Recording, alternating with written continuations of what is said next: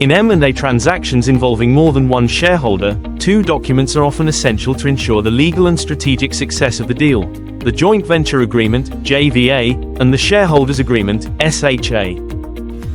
Although sometimes used interchangeably, these are two different tools with distinct purposes. In Vietnam, both JVA and SHA play a critical role in defining control, governance, profit distribution, and conflict resolution between parties. In this video, we explain the function, content, and strategic value of these agreements in Vietnamese M&A. A joint venture agreement is typically used when two or more parties come together to form a new company. The JVA governs how that joint venture will operate, what each party contributes, how profits are shared, how decisions are made, and how the venture can be unwound. It outlines the founding terms, target business, capital contributions, ownership ratios, governance rights, and responsibilities of the founding parties. In Vietnam, JVA is often used when a foreign investor partners with a local company to comply with foreign ownership restrictions or leverage local market expertise. A shareholders agreement is broader in application. It applies to any company with more than one shareholder, whether it is newly formed or acquired. The SHA focuses on the ongoing relationship between shareholders, regardless of whether they co-founded the company. It governs voting rights, dividend policies, share transfers, reserved matters, board representation, exit options, and dispute resolution. In Vietnam, SHA complements the company charter and helps shareholders manage both control and risk over the long term. You use a JVA when two parties are starting something together from scratch or significantly restructuring an existing company into a joint ownership model. For example, a foreign logistics company may enter a 51-49 joint venture with a Vietnamese partner to provide bonded warehouse services. The JVA will specify who contributes the land, who provides technology, how licensing is handled, and what happens if one party wants to exit. The JVA is often signed before the company is even registered. You use SHA when you become a shareholder in an existing company or when more than one investor is involved. For example, if a foreign fund buys 40% of a Vietnamese e-commerce startup, the SHA will define how key decisions are made, how future fundraising is handled, and what rights minority shareholders have.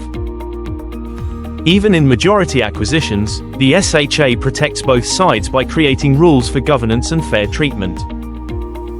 A typical JVA in Vietnam includes terms such as capital contributions and payment schedules, ownership percentages, conditions precedent to establishment, licensing responsibilities, initial business plan approval, management structure, restrictions on transfer, and terms of dissolution or exit.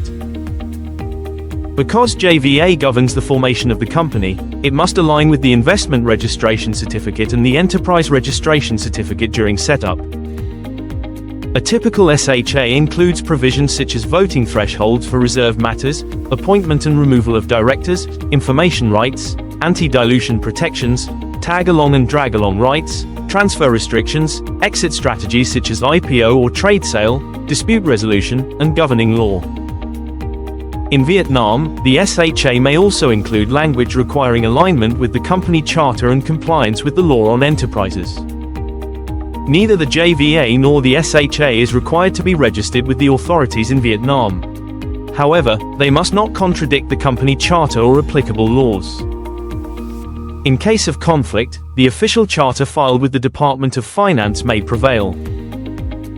To ensure enforceability, SHA provisions should either be mirrored in the charter or structured in a way that does not violate Vietnamese public policy. Disputes under SHA are typically subject to arbitration if properly drafted. Without a SHA or JVA, parties rely solely on the company charter and the default provisions of Vietnamese law, which may not address important business concerns. This can lead to board deadlock, uncontrolled share transfers, shareholder disputes, and exit complications. In particular, minority shareholders are vulnerable if their rights are not contractually protected. Investing without a SHA or JVA is like building without a blueprint. You may have a structure, but you have no control over how it functions. At LTS Law, we draft JVA and SHA that are tailored to the specific commercial objectives, governance models, and exit strategies of our clients. We help ensure that rights and obligations are clearly defined, enforceable, and aligned with Vietnamese law. Whether you are entering a joint venture or investing as a minority shareholder, we help you build a legal framework that protects your capital and supports your business goals. Thinking of entering a joint venture or investing in a Vietnamese company? Make sure your legal rights are secured from the start.